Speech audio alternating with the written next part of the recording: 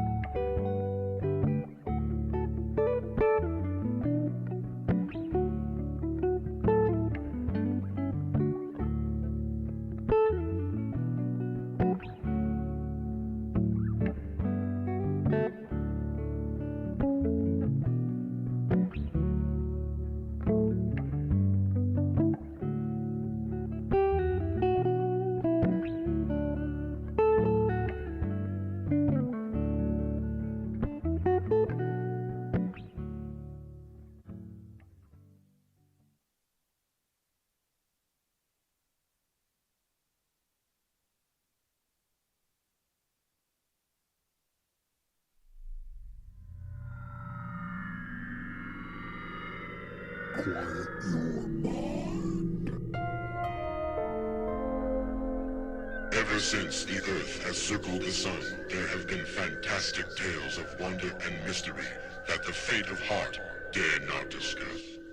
But three brave, uninformed souls have the brass to tackle every extraordinary happenstance, from the modern age to the dawn of Mantis.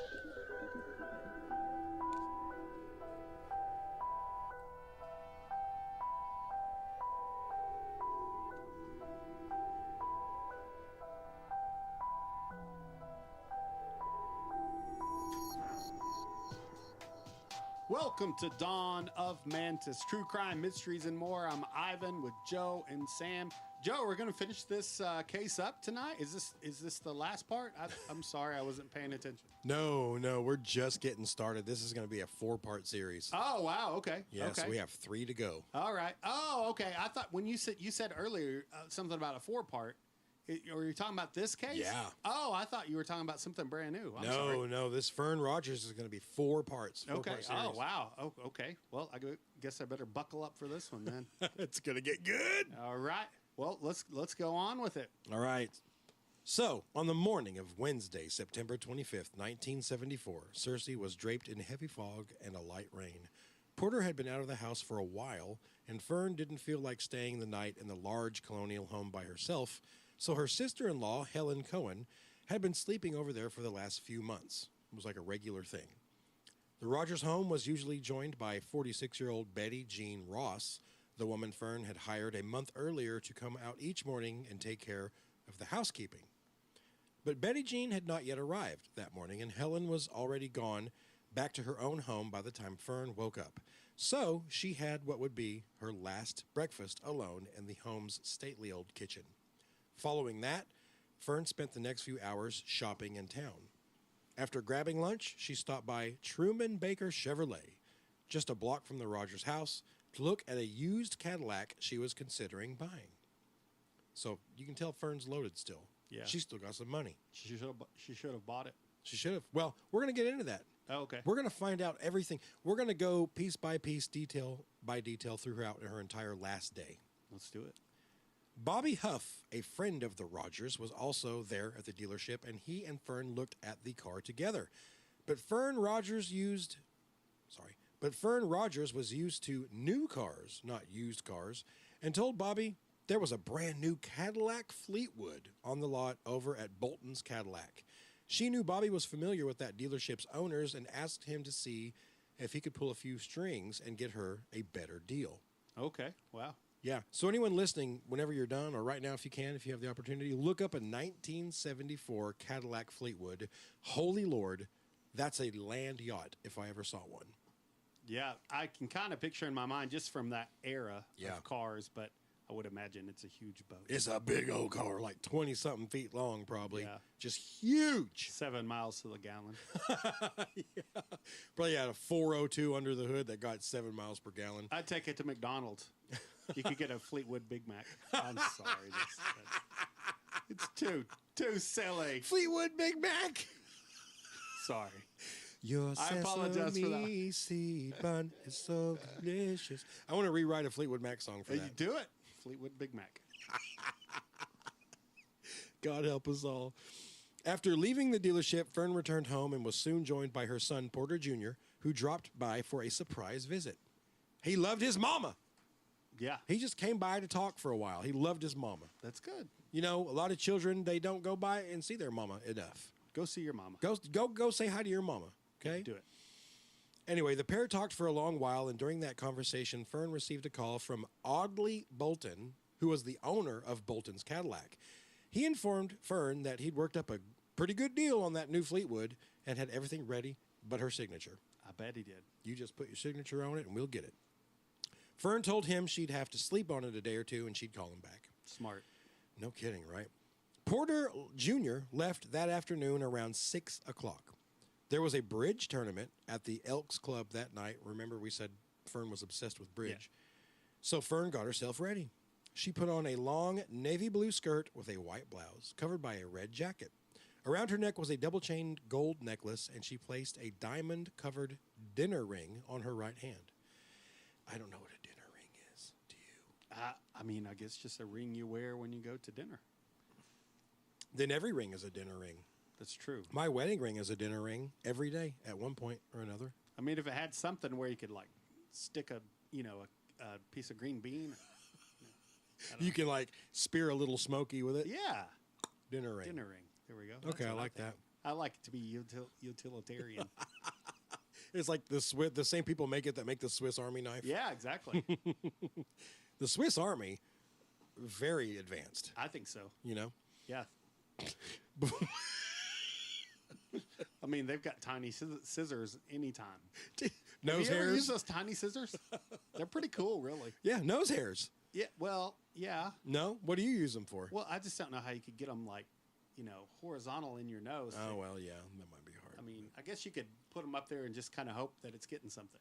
That's what I do. Okay. Look, I have and this it does little, if it's yes. falling out. Okay. I have this little pair I've of never done scissors. that before. Same pair of scissors I've had for like 10 years. Okay. You just flare your nostrils, and this is just for people over 30, by the Okay, way, when you got hair growing in Yeah. weird places. You just flare your nostrils, stick the scissors up there, hug them against the inside of your nose, and you will get stuff. You'll clip it out. Okay. Yeah, it'll work. All right. Cool. Take it from someone who knows. All right. Nose. Very good. Sorry, I'm Someone who knows. punny tonight. Continue on before I hang myself out to dry anymore. You're doing great, Ivan. That's why I love you. Before heading out the door, Fern grabbed a large silver bowl full of fresh cut flowers from her own garden. That was going to be the centerpiece for the festivities that night. That's very nice. On the way, she picked up a friend named Mary Ann Davidson, and the pair stopped by Kentucky Fried Chicken There we go. for a bucket of chicken before continuing on the Elks Club. Man, Fern is my kind of gal. Yeah, I like it. You know, she's bougie, but she's just going to town on a chicken leg. Yeah. You know? Oh, yeah. I like Yeah. it. Yep. The event was populated by Cersei's upper echelon. Jewelry-covered housewives delicately eating hors d'oeuvres and quietly sharing the latest gossip while watching their cohorts play bridge. Cool. Everyone who's anyone was there, and I'm certain at least a few of these gals whispered a few words about Fern and her gallivanting doctor husband, Porter. They probably You know they did. talk of the town. Oh, that's Unless it was just old news. I mean, it seems like it's been going on so long. know. It might just be old news. It's so sad because she looks so happy, but you know her husband's off gallivanting around with some 20-year-old slut. Yeah. I just know it. Someone from the upper east, Brooklyn area where they were there. Had just moved to Arkansas. Yeah. I heard Janice down at the Dollar General talking about it. She said Porter came in here with another gal the other day, looked like she was a third his age, and they was not just friends, they was holding hands. That is good gossip. I don't know if Fern's aware of it or not, but I'll tell you what, if she was, she would not be happy. Yep. With those big hair dryers on. I guess they're not gossiping during the hair dryer. You know, the big giant things. Yeah, the dome over your head. It's too loud. Yeah. Yeah, That's the only time they don't gossip in there. that's true. After a few hours, the ladies all began to filter out into the parking lot to their expensive new cars to drive home to their expensive big houses. Cool. These are all bougie ladies. Yep. That's what I was trying to get to.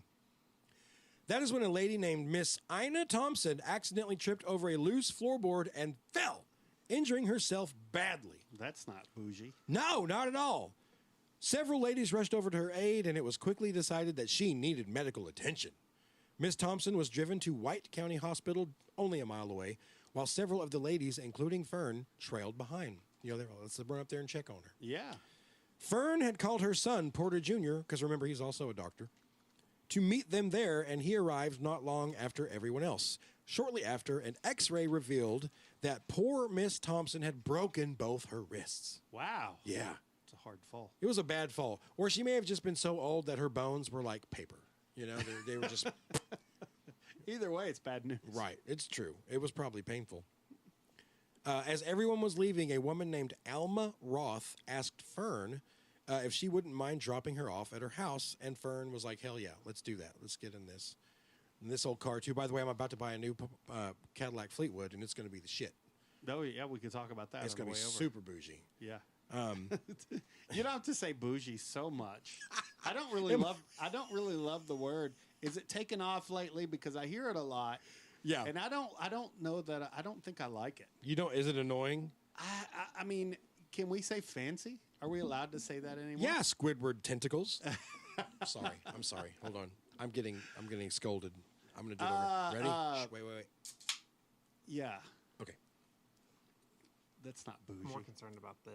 I know. There we go. We're good. Okay, ready? Yeah. So you don't like the word bougie? I don't love it. So I'll just say fancy from now on. Well, if you slip up, it's okay. I was just asking if you thought it was a trend now. It is. Because I don't remember hearing it. Yeah, it is. It'll die out. Yeah, right. It will. I think bling has died out. I haven't heard that in a while. Oh, that's true. But I'm a middle-aged old white guy. What would I hear? I don't know. I don't exactly keep up with the youngins. Yeah, I'm all about like recycling and upcycling. Let's just use the words we already have instead of having to litter our landscape with new words. I like the way you put that. That was awesome. Litter our landscape with new words. Yeah, it's pollution. Ear pollution. Keep going on, sir. I don't blame you. I blame everyone. Thank you. And you're part of everyone. So am I. It's not. I've used it before too, and I'm like, oh man, why did I do that? Maybe I've overused it though. It's okay. It's fine. I just wanted to comment about it. That's what we do. Bougie. I think I like saying bougie. Yeah. You're bougie. I don't know. Yeah. It hasn't worn off for me yet. Okay. So this Alma Roth, she's like, hey, Fern, can you take me home? And Fern agrees because she's a nice lady. And by the way, Alma and Fern, they weren't just like passing. It wasn't like she was just looking for a ride. They'd been friends for over 40 years. Oh, okay. Yeah, they were really good pals. Yeah. So even though it was late by the time they pulled up to Alma's house, they still took some time to hang out in the car and visit a while before Alma went inside. So by the time Fern pulled away from Alma's house, it was, and this is important, here we go, because it's getting very close to the time that Fern's about to be murdered. It was 5 minutes after midnight, okay? Wow. And other than the killer, Alma would be the last person to see Fern Rogers alive. Wow. At 8:30 the following morning, Thursday, September 26th, Betty Jean Ross, that is, pulled up behind the Rogers home to begin her day's work. She was the housekeeper. Yeah. On the way in, she picked up the paper out of the driveway and retrieved the house keys from her purse. And I did mean house keys, plural, because, and this is also important, the back door had 2 separate locks with 2 separate keys. Even more than that, you had to unlock the top lock first, then the bottom lock, or else the top lock wouldn't open. I don't know how that makes sense. I've thought about it, but that's just what it said, okay? There must have been doors like that back in the day. I don't know. I'm like, why would, if they're 2 separate locks with 2 separate keys, why the hell would it matter in what order? Maybe there's some kind of locking mechanism inside. Could be. You know? It seems kind of smart because if someone doesn't know the order, right, they can't get in. Right. Yeah, there was definitely a trick, an order, right, to get into this back door. And that will come into play later, but we'll talk about that later. After entering the home, Betty placed the paper on the table and noticed the hallway light had been left on, which was weird. After turning it off, she glanced over and saw legs covered in a long skirt protruding from the living room into the entryway, lying on the floor.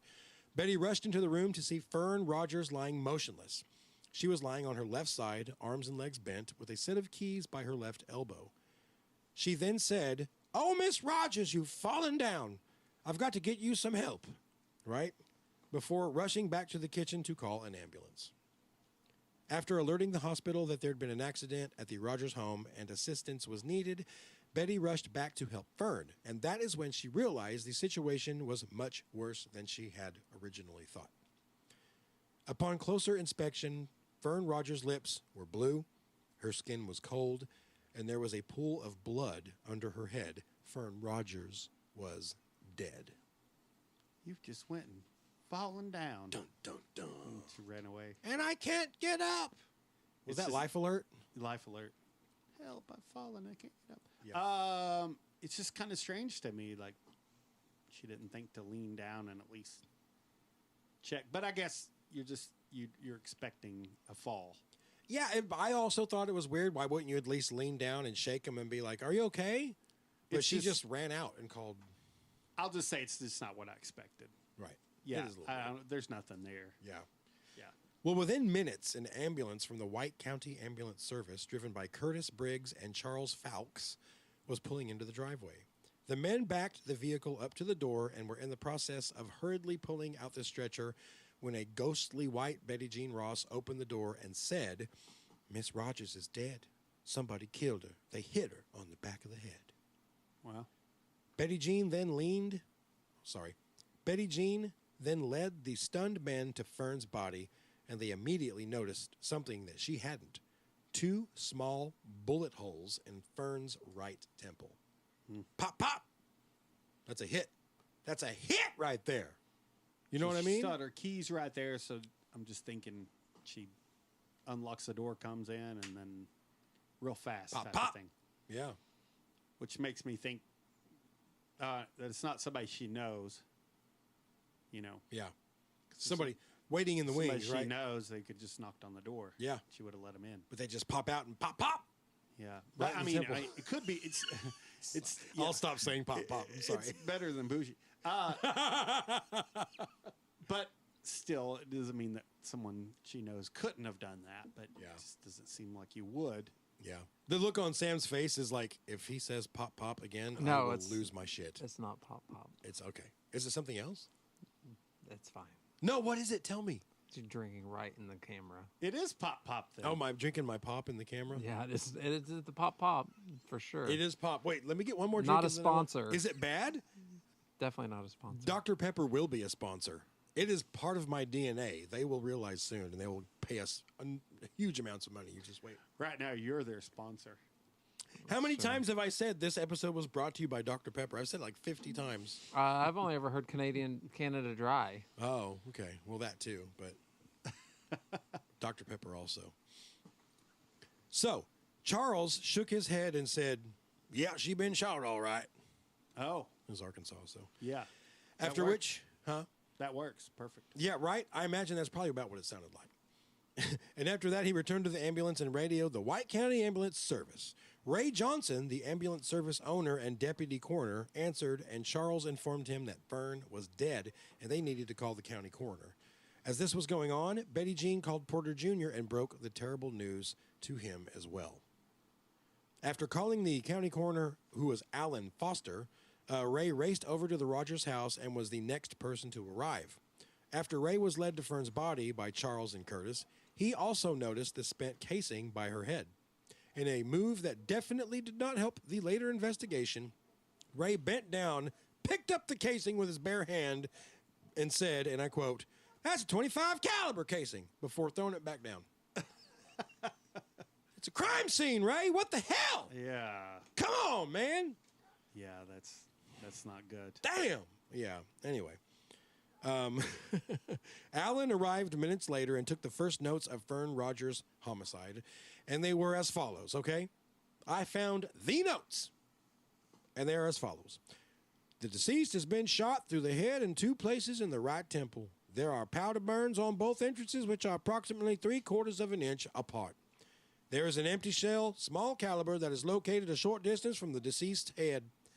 There is another empty shell in the entryway.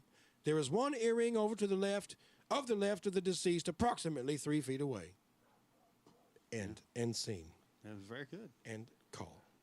Yeah, you put me there. Thank you. Yeah, Thank very you. Nice. I know I did. Yeah. That was amazing. Yep. My- And that shell casing has been picked up and handled by some Silly oaf. I don't know, silly oaf. I don't even know. You're really going like, Yeah, I know. you silly oaf. I don't need to. Like- yeah. 13th century court jester. Yeah, exactly.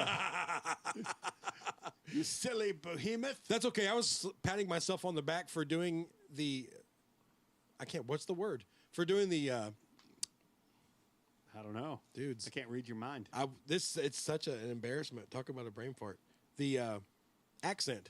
Oh. For doing the accent of the place where we were born and raised. Oh, yeah. You guys no. were like, good job of doing the Arkansas accent. You've only lived here your whole life. Well, yeah, it's not really about that. It's about the cadence, and it's like, I don't know. It fit.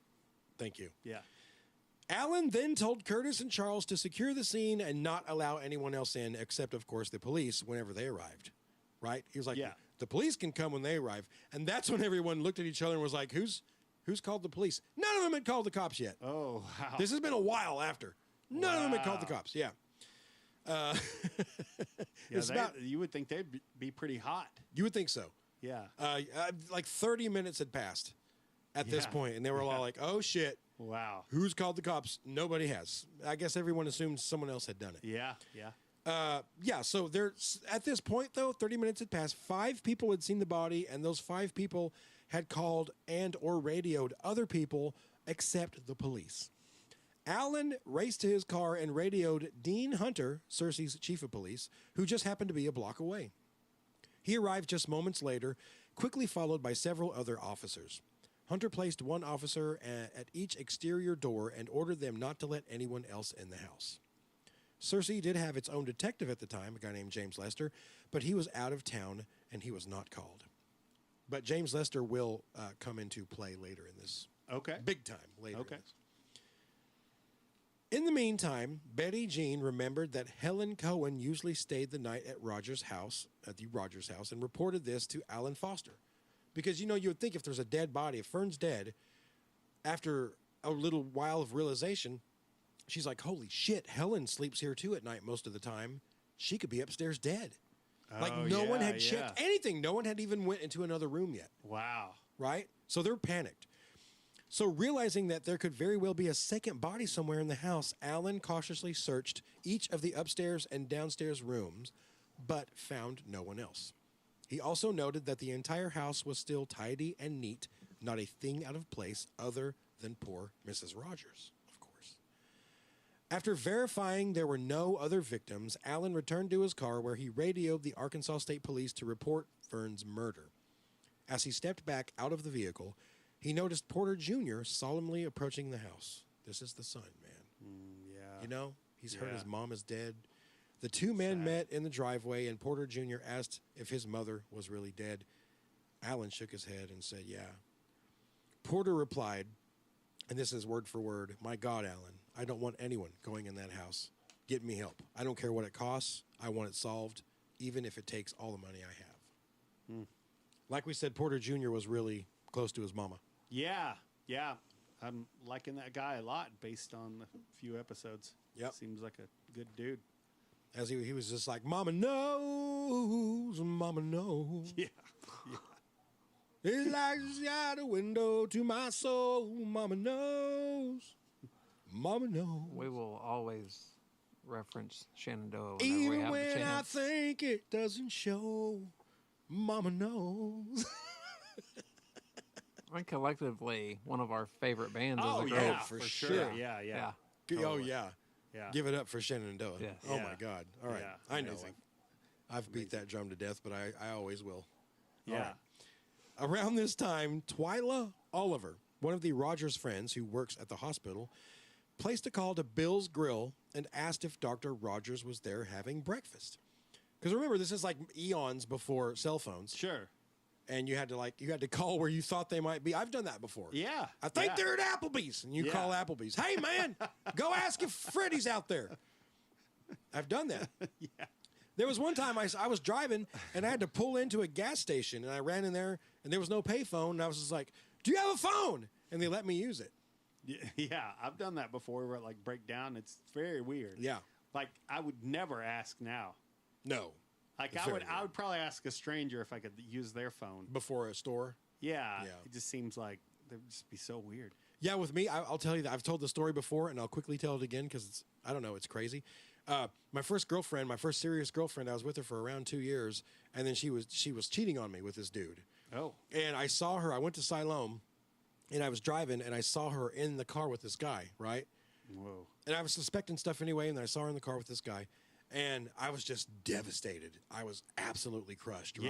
Yeah, for And sure. so I'm in town for a little bit, and on the way home, I'm just like beside myself, and I stop into that gas station, and it's right on the state line, and I just run in, and I'm like, I need to call. Can I use your phone? It's an emergency, is what I told him. It's an emergency. So they were like, yes, and they let me borrow the phone. And right there at the counter in front of like the cashiers and a couple of customers behind me, I call her house. And of course, she's not there yet. She's still out with this guy, right? Doing unspeakable things, probably. What'd you do? Talk to her mom or? No, she had a answering machine. Oh, you left a message? I'm pretty sure that's how it went. This spot is foggy, but I just remember like yelling into the phone, I'm sorry, how dare you? I can't believe you. You know, I just let go of this you went all tirade. Adam Sandler on her, didn't Yes. And then I handed the phone back to the lady, and I was like, thank you.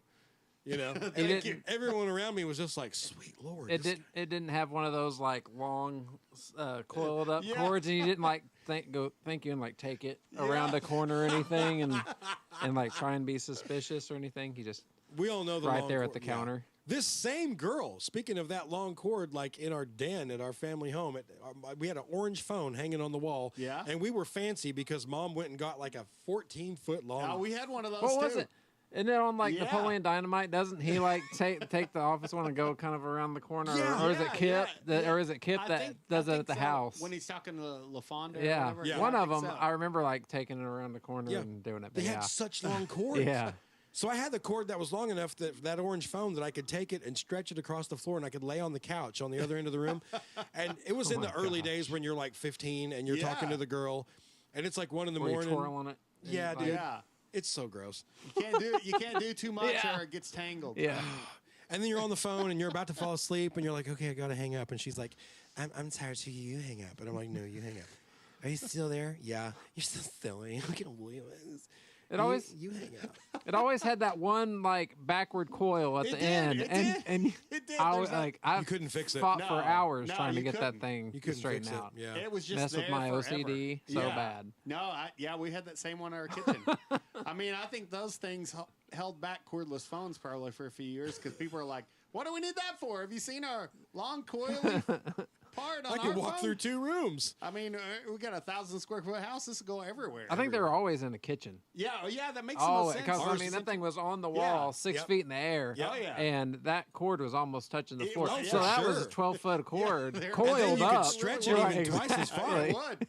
Yeah. I bet it'd go 25 feet maybe. Oh, for sure. Yeah. Yeah, this thing was mounted right into the doorway leading into the kitchen, and I could stretch it all the way to the other side of the room Yeah. and lay on the couch. And that way, when your dad didn't want you to talk, Happened. yeah. Hey, you've been on the I phone need too a long, phone boy. for work. I need to order some feed for the chicken house. Yeah. No, Dad, you don't understand. Me and her was going, no, you hang up. Yeah. No, you hang I love you No, more. you ain't. God, I love you. I love you most. I love you more, too. There's nothing more than most. I love you I infinity. win. Yeah. We're going to be together forever, probably. Hey, you know Yes, what? sir. You know what? Turns out I didn't love that girl. I Yeah, just no realized shit. it. Turns out I didn't love her most. I didn't love her at all. She's the love of my life. You don't understand. I'm 16, and I've found the love of my life. It's an unanswered prayer. That's who I wanted forever. Garth Brooks. She borrowed it and never gave it back. That's stealing, my friend. I know that's what Yeah, I think. I'm sorry. She didn't see it that way. That's hard. I had a girl steal my heart, and then she shat on it. That was that girl. VCR's worse. I mean, come on. I couldn't watch Back to the Future. It was Had a my Philips, VCR, damn it. Yeah. And it didn't have the DVD yet. That hadn't come out. So I'm screwed, man. She stole my heart and my cat. Oh, stole your VCR. Mine She didn't. did. Yeah, Yeah. it was crazy. All right. Hey, but you're right. You know, Garth Brooks nailed it when he said some of God's greatest gifts are unanswered prayers. I think so. Because we've all prayed to be with like that first girlfriend, and you're like, oh Lord, Yeah. that'd be the worst thing that ever happened. It would. Right? For her and myself. Right, exactly. So, right, Twyla Oliver, let's back up. She's a friend of the Rogers. She calls Bill's Grill because she knows, everyone knows that's where Dr. Rogers That's goes to right. have Yeah. breakfast. He's there in the morning. So yeah, saying, "Hey, Dr. Rogers there. I need to tell him something." Yeah, of course he is. So they bring him to the phone, and he was also there with Peggy Hale, Oh, wow. having breakfast Small with him. world. Yeah. Twyla told him to go home right away because something had happened to Fern. He calmly took down the details of what was known so far, briefly returned to his table to throw down a $5 bill and tell Peggy, "Hey, I got to run home. Something has happened." Big word. When Porter arrived at the house, there was a fairly large number of people outside the home. He was greeted by his son and several other acquaintances who gingerly broke the news that his wife of 45 years, by the way, was dead. Wow. Porter seemed emotional, looked at Chief Hunter, and said, "Let's get the best detectives you got on this." He seemed emotional. Yeah. I feel like that's important. He's like, "Boy, this is a shock to me. Yeah. I for sure didn't already know." He's like, dang it. Crap! Man, I was really liking her. That's what he said. Yeah. He then turned to the small crowd on the lawn and exclaimed, and this is weird, but he said, "How could anybody do such a thing after leaving church?" So if you're confused, listeners in the pod, so were they, and so are we. Yeah. Because no one yet knew that, Fern's exact time of death, and besides that, she hadn't been at church the previous night. She'd been playing bridge at the Elks Club. So what the hell was Porter talking about? Yeah, what was he talking about? This is such a weird thing for someone to do after 2 games of Uno. It was just a very specific weird thing. So what are you talking about, man? How do you know this?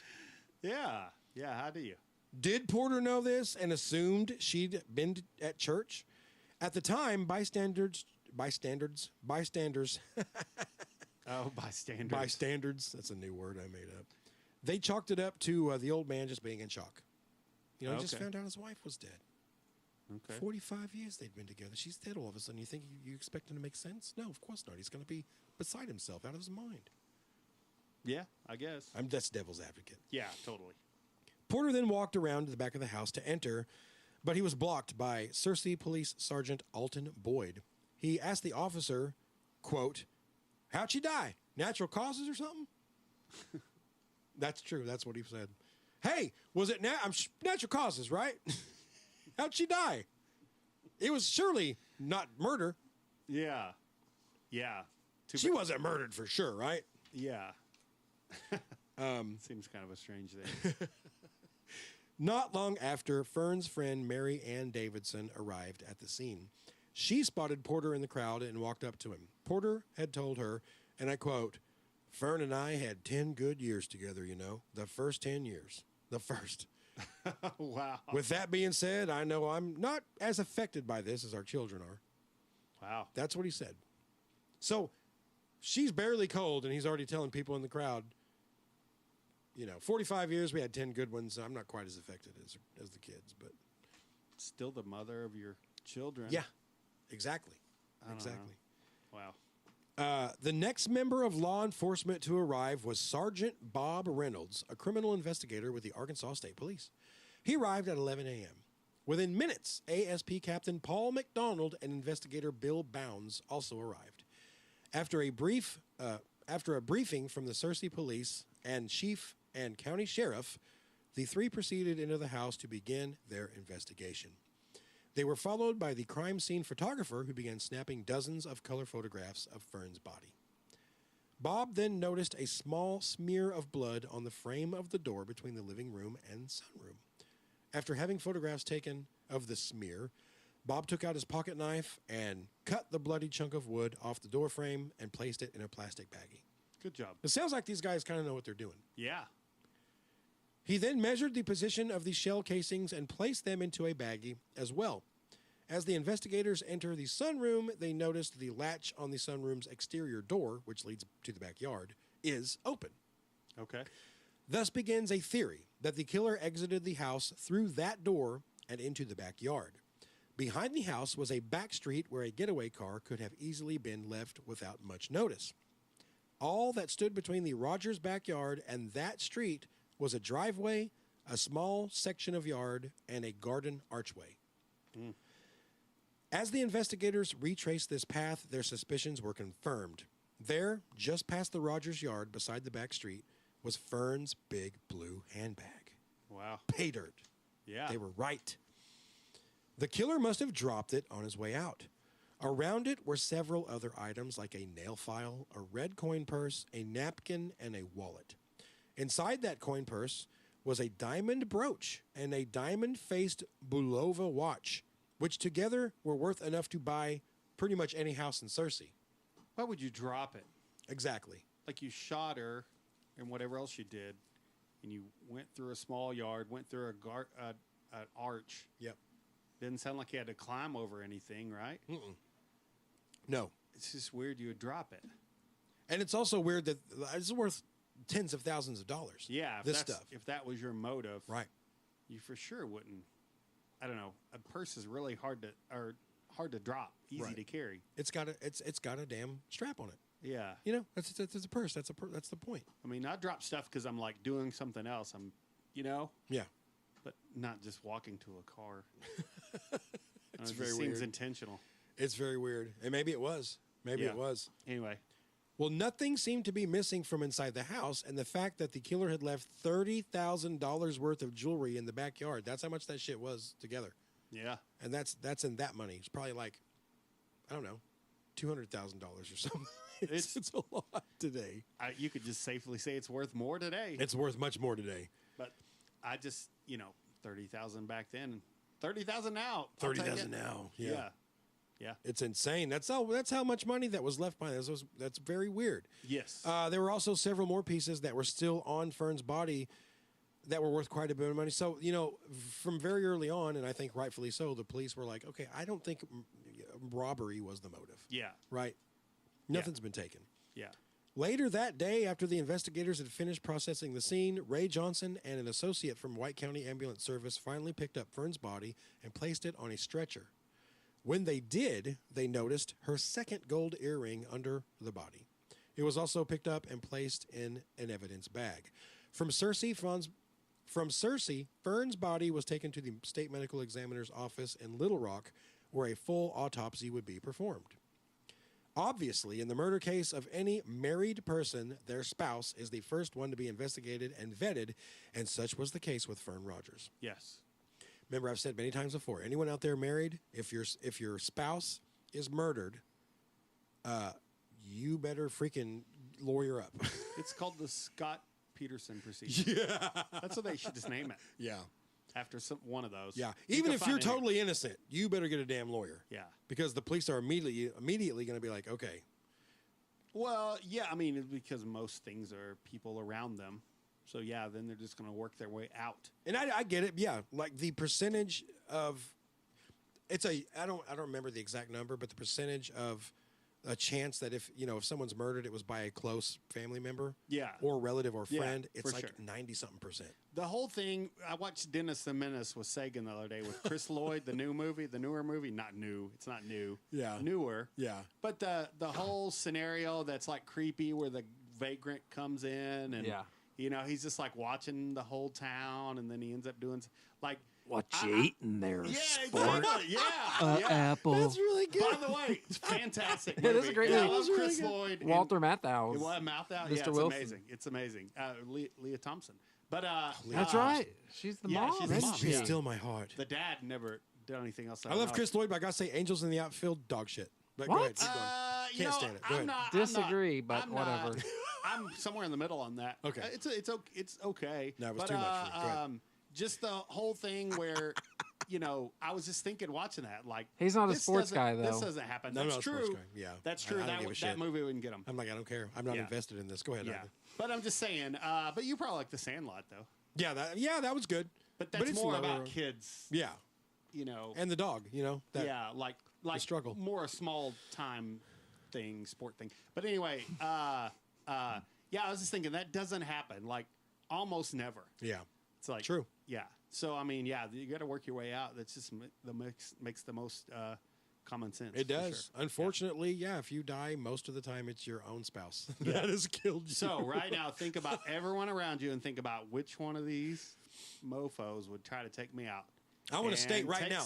Take some precautions. Let's state right now publicly, if I'm ever found murdered, boy, look into my wife. Check her out pretty thoroughly. I'm telling you, she is frustrated with me a lot, and sometimes I'm like, is she just going to take me out someday? So really, I'm stating publicly, look into my wife. All right, let's continue. I'm going to let her hear that part after this. There you go. Just put it on and like be driving somewhere and just like let it play and just like let her discover that. Yeah. Yeah. Platonically. I really, man, hold her under a microscope. Really find out where she was. A that day. microscope. Yeah. Get the red light and the lie detector Yeah. and all that. Sweat her out. Yeah. Yeah. Really look into her. That's all I'm saying. All right, let's continue. It's good to know.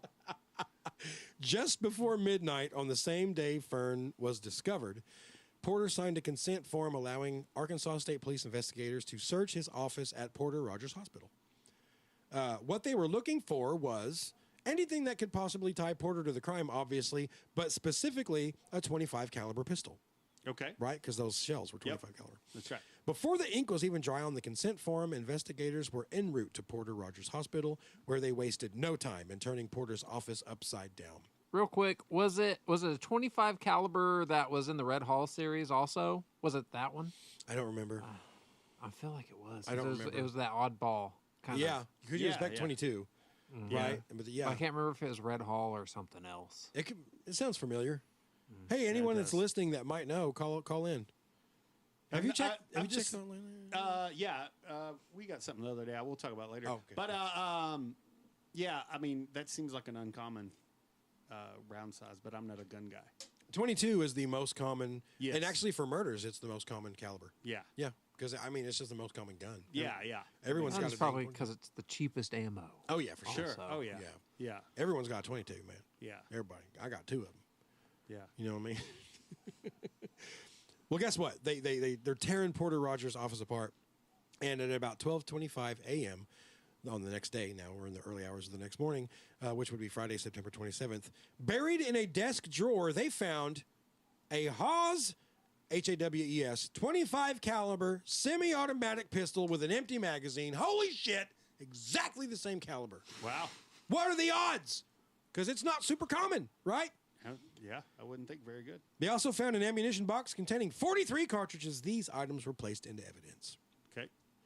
At 10 a.m. that same day, Fern Rogers' autopsy was beginning at the University Medical Center in Little Rock.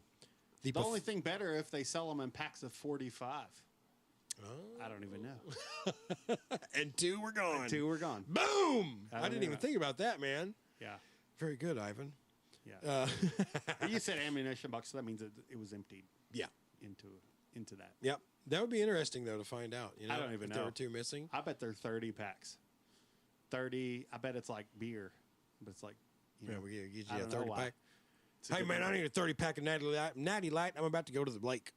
Yeah. I want to get really drunk and make some really bad decisions and maybe ruin my If relationship. you got a 30 pack of ammo and a 30 pack of beer, you could just like shoot one, drink one, shoot one, drink one. Damn, yeah.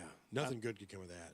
No, it's a good day out. As long as it's not Natty Light, then it'd be a good day. True. Targets, Joe. Oh, I want a headache and Targets. diarrhea tomorrow. Yeah. Not to disparage Natty Light. Anyone who drinks that. Yeah, we'll take their money if they want to sponsor us. Actually, We'll even call it natural. if you want to sponsor us, we won't even say natty. That's true. Yeah. Yeah, we'll do it. We'll sell out to corporate interests. I don't care. yeah. Let's just name your Yeah, price. We'll do it. Southpaw, give us a call, man. Yeah. I wouldn't drink it until you paid me to. We are whores for that. We will absolutely sell ourselves out for whatever company wants to advertise. Yeah. Um, That's true. That's everyone. that's everybody. That's not just us. The pathologist was Dr. Lewis Singleton, Okay. who, despite being a relatively fresh doctor, had already performed more than 200 autopsies. Wow. No shit, For a right? beginner. I know. Just got 200 under my belt. Also present was Arkansas State Police Captain Paul McDonald, who we mentioned earlier. Sure. The following is directly from the autopsy report, okay? Okay. And I'm going to read through this quick. I just felt like I should include this, Yeah, go ahead. right? I Yeah. kind of shy away from trial details, but when it comes to autopsy and stuff like that, man, I really like to get in there. People love that HBO series about that. I can't watch it, but Yeah. a lot of people like that. Yeah, and they also like Dr. G. Remember that series? Yeah. She did all the autopsies. So, okay, this is the exact quote from the autopsy report of Fern Rogers. The body is 62 3/4 inches, weighing approximately 120 pounds. The body is clothed in a red jacket-type sweater, a white pullover turtleneck blouse, and a long blue skirt, blue stockings, and a red, white, and blue pair of shoes. A pair of eyeglasses are hanging to the right side of her head, attached around the neck by a chain. The glasses are spattered with blood, primarily the inside of the glasses, and more on the left lens. There is a necklace around the neck, which is composed of multiple gold chains. Diamond rings are present on the fingers of both hands, and a wristwatch is present on the left wrist. Again, this is all really expensive shit, and it was left. So, the whole robbery thing is out the door. Yeah. There's a small amount of blood on the front of the blouse and blood spattered on the front and right side of the sweater, including some splotches of blood on the right sleeve. Examination of the right side of the head reveals 2 entrance gunshot wounds above the right ear. More in front of the right ear is what it says. Each wound is partially surrounded by gray-black powder residue with no contact ring. The powder residue extends in a confluent pattern outward from the wounds approximately half an inch in all directions, with scattered flecks of powder and flecks of blood extending further outward to a distance approximately 2.5 inches above and in front of the wounds. What is that distance where powder burn happens and where it doesn't? What is that range? Seems like we've talked about It's just that a matter before. of inches. Oh, really? Right? Oh, I don't know. I believe it's like 6 inches or less. So I took it that, it wasn't point blank because there was no ring. Yeah, that's what I was thinking. Yeah. But it was back like 3 to 6 inches. Pop, pop. Yeah.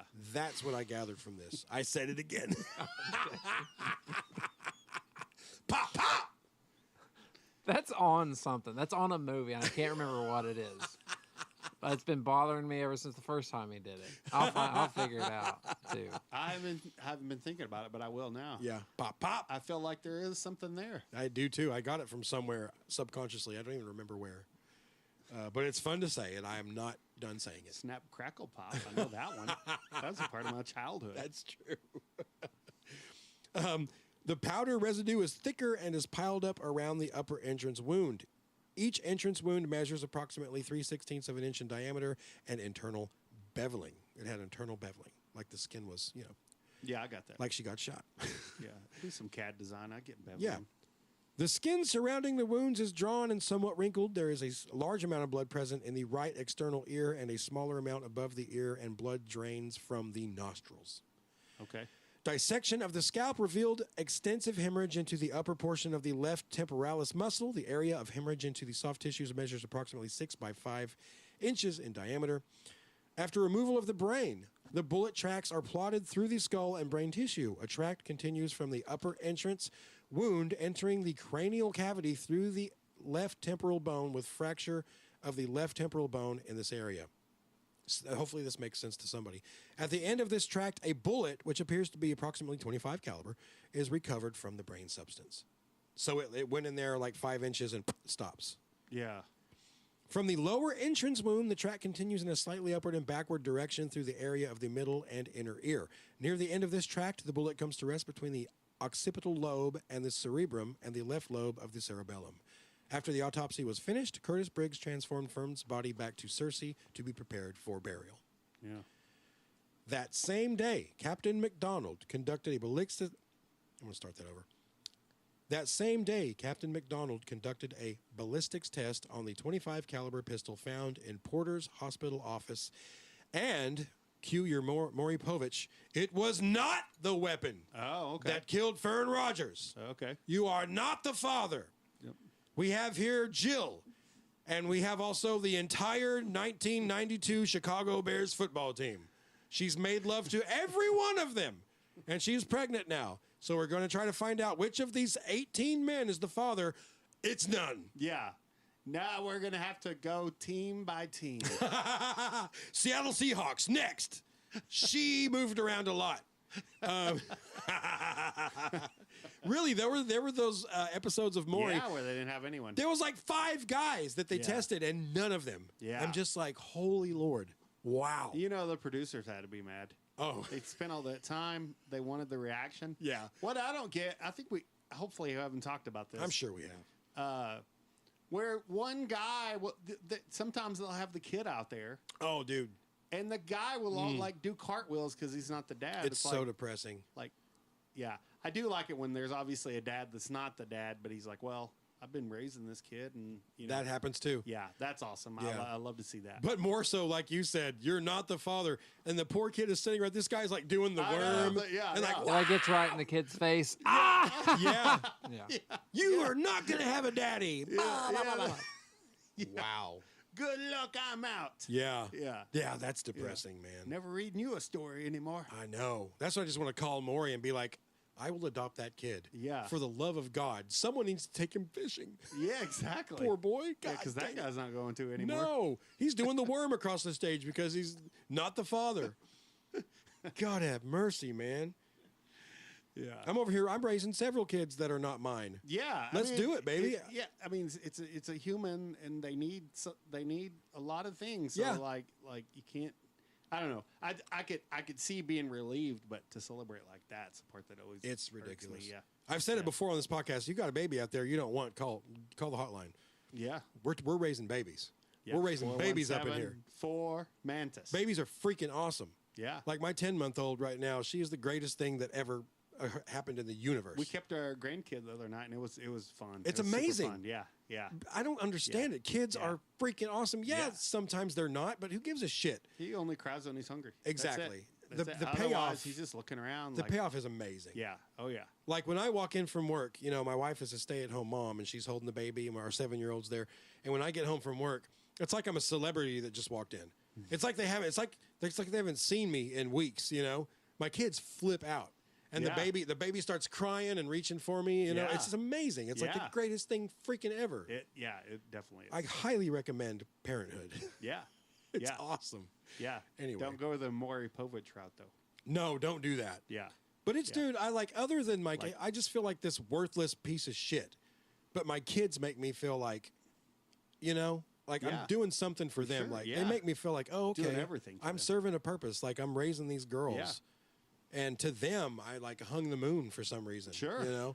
Yeah. They're just the greatest things I ever, mean, man. they know what's going on. They know they're taken care of now.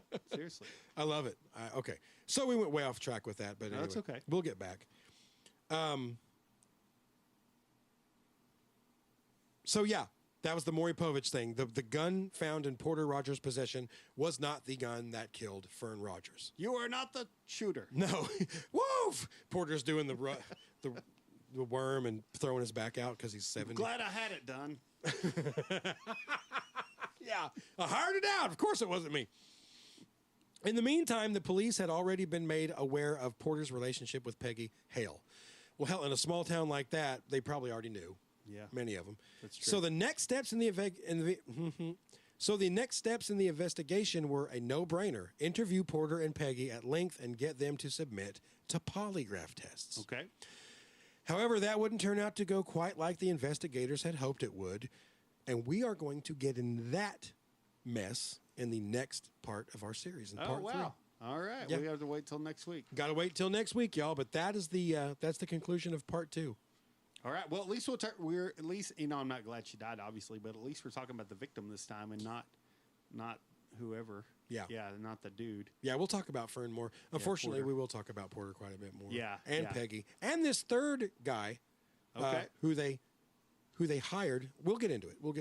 Okay. Wow. Yeah, it's hard to hold every. That's a I know the big conclusion. Like, bombshell right there. yeah, I just finished the research today, so I kind of Okay. I know the rest of it. All right. Yeah, if y'all want to know the rest of it, you got to hang in there. That's right. All right. Well, we'll talk to you guys next time. All right. Good night.